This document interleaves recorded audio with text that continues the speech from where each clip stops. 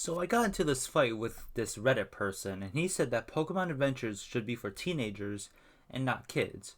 Well, first off, my rebuttal against every single one of this guy's points is in the description. Second, let's talk about Avatar: The Last Airbender, one of the best TV shows ever from Nickelodeon. Nickelodeon has SpongeBob, Henry Danger, Loud House, Rugrats, Fairly Odd Parents, and Avatar: The Last Airbender. Yet, Pokemon Adventures is not for kids, but Avatar: The Last Airbender is. Well, this is my statement that if Pokemon Adventures is for teens, then Avatar: The Last Airbender should also be for teens. My first point is the 3 attempted genocides in Pokemon Adventures. And guess what? They also try it in the games and anime because of Cyrus and Lysander. In the manga, it's Lance, Cyrus, and Lysander, but Lance never tries to in the games or anime. But guess what? None of the Pokemon villains actually win in the end. But in Avatar, there is one that almost succeeds, killing all airbenders, and another one that almost happened, killing all earthbenders. Then there's Lysander enslaving all of Vanillville town to get Xerneas. Now yes, forcing labor is bad in every single way possible, but it's not just in Pokemon. There's also labor camps in Avatar: The Last Airbender. When Haru's village gets taken, all the earthbenders are taken to the middle of the ocean on a man-made metal island and forced to work in not so great conditions while also getting mistreated by the warden. Next up is cities being destroyed. In Pokemon Adventures, Vermilion City gets blown up by Lance. Vanillville City gets destroyed by Xerneas and Yveltal, and Indigo Plateau gets destroyed by the Masked Man. The Fire Nation has destroyed cities like Kyoshi Island, the abandoned one in the Chase, part of Ba Sing Se, a sacred monument of Avatar Kyoshi, and these are just the Fire Nation. The Freedom Fighters destroy an innocent village just because they had some certain people. The only reason the residents didn't die was because Sokka warned them about it. Then there's a Spirit Panda that destroyed one village because the Fire Nation burned down their forest that was near the village that had nothing to do with the burning of the forest. Speaking of that spirit, the spirit was trapping people in the spirit world, possibly forever, effectively making them dead. Now I want to talk about how Red and Yellow almost drowned twice. This has also happened in Avatar with Katara being buried alive. Speaking of drowning, the possible deaths of the labor camp warden. Yeah, we don't know if he survives. He doesn't know how to swim, so he could have just straight out died, but we don't know. We also got old people trying to kill young people. We have the Fire Nation's Fire Lords Sozin, Azulon, and Ozai, and that one fire sage from the episode where Aang talks to Roku. Well, guess what? If it's an Avatar, why can't it be in Pokemon Adventures? And besides, it's literally in every single Pokemon game from Red and Green to Brilliant Diamond and Shining Pearl. A literal plot point is the evil team leader trying to stop the main character from thwarting them. And then there's Lee, a literal child from the Zuko Alone episode, gets recruited to the army. A literal child forced to be in the army. Now let me specify that this is different from Pokedex holders, because in Avatar, it is unwillingness. In Pokemon Adventures, every dex holder chooses to be one. The exceptions are Blake and Whitley when they just win it, but they still take on the responsibilities of the dex holder and have the chance to defect if they don't want to be one of them. Now, I'm just going to get all of the Avatar deaths out of the way right now.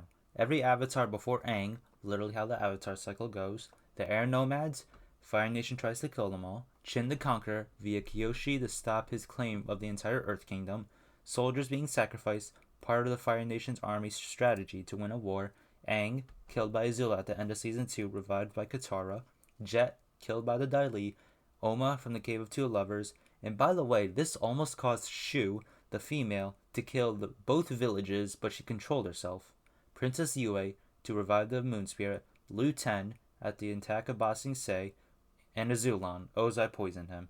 And these are all confirmed deaths. That's a lot of deaths in this kid's TV show. Meanwhile, Pokemon Adventures has Courtney, Norman, Steven, all revived thanks to Celebi. And then there's Archie and Maxie. That's about it of confirmed deaths. That's 5 to more than 7 deaths, not including the airbending genocide. Avatar has way more deaths than Pokemon Adventures confirmed. Now, environmental pollution by the Fire Nation in a river that's literally drove life away. The closest thing to that was the galactic bomb in Sinnoh, but it didn't pollute the water for years. No, it just got rid of the water for a few days at max thanks to Crasher Wake. Next up is child abuse. Ozai literally scarred his child for life. We know Zuko has a scar until the day he died because we see old Zuko and he has the scar. The closest thing you see to child abuse is the masked man kidnapping 2 children, Green and Silver. Now yes, Price did have 6 children under his training, but the thing is, Green and Silver were kidnapped. Karen and Will admitted to seeking out Price to be stronger, so they weren't kidnapped, and Cam and Charlotte were not specified. Now there's brainwashing, manipulation, and mind control, that kind of stuff. In Pokemon Adventures, those things happened mainly to Team Plasma when they were misled on what they were following. We know this because in the Black 2 White 2 arc, there is a resistance group inside of Team Plasma that follows N, not Colress and Ghetsis. And guess what? That's also in the games. And then there's Team Galactic with their hive mind, but the grunts aren't aware of what they're doing. The other thing is Bruno being controlled by the other Elite Four members, and Shauna by Team Flare, and Essentia also by Team Flare. And then there's the Daily, which is the group of people running Ba Sing Se unbeknownst to the Earth King. They lie, manipulate, and brainwash people like Jet. They basically manipulated people to follow their rules and basically control anything and everything that goes around in Ba Sing Se. They also have a weird army of Judies, but I don't really know what that is. Now, I know I'm saying this again, but in Team Galactic, all grunts are brainwashed, but they don't know what's going on. Judy breaks character when the Aang gang crashes the Ba Sing Se party, so we know that Judy has some control, but still has orders to follow. The Galactic grunts just mindlessly do whatever they're said, unless they're intentionally released by a Team Galactic admin. And then there's the Dai Li, that also keep secret tabs on everyone in the entirety of Ba Sing Se. They intercept messages that they don't want to spread around so that nobody knows what's going on. Heck, Ba Sing Se didn't even know that there was 100-year going on. Only the Dai Li knew about that. As you can see here, the Earth King clearly didn't know what the heck was going on, but the Dai Li obviously knew about it because they're the ones controlling the city, not the Earth King. The Earth King is just like a mask, while a Dai Li just does everything in the back. So like Aang said, the Dai Li just brainwashed their friend and blackmailed the Sky Bison just so that they could keep the secret of the war hidden from the Earth King. So when Aang and the rest of his gang are trying to expose the truth of the Dai Li, obviously the Dai Li don't want that to happen, so they confront him, tell the king lies. Also one note to add, long fang, more like long forehead. And then there's Azula and Admiral Zhao. They both go mad when we last see them. Admiral Zhao is pulled into the fog of lost souls where he, like everyone else there, goes mad and loses his mind endlessly walking in the fog.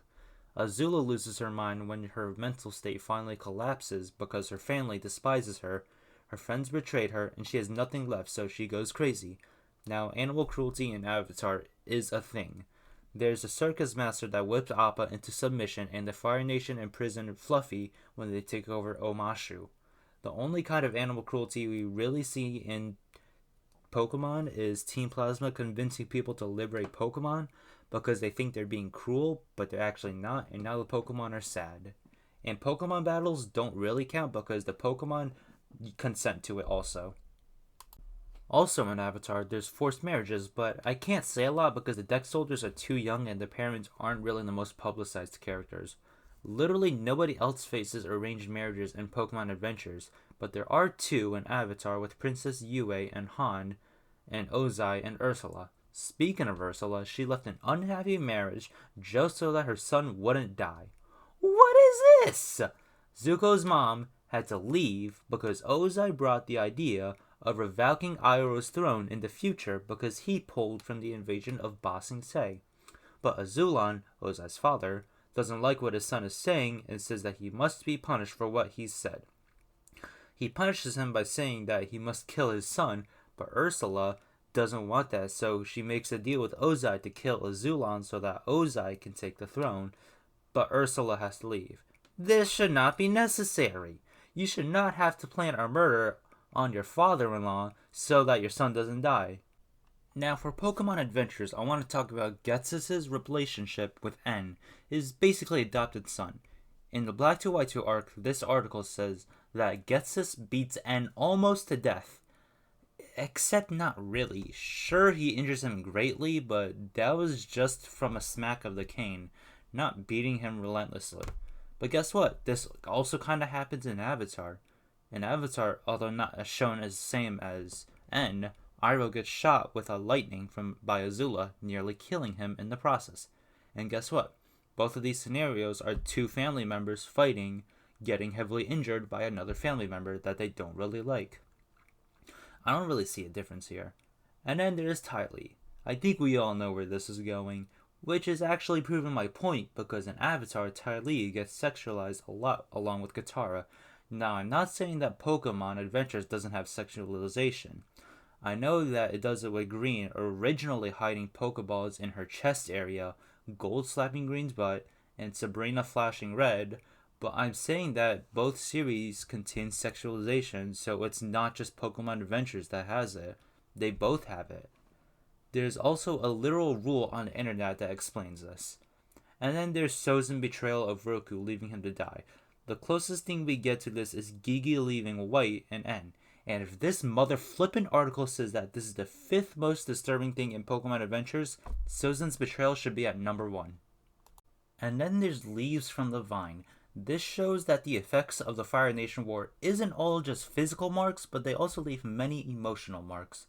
The Southern Water Tribe lost all men, leaving Sokka with a burden to train all of the male kids, Ursula being forced to leave Zuko, one of the only things that makes her happy in the Fire Nation, and then Iroh losing his only son and one of his proudest things in life.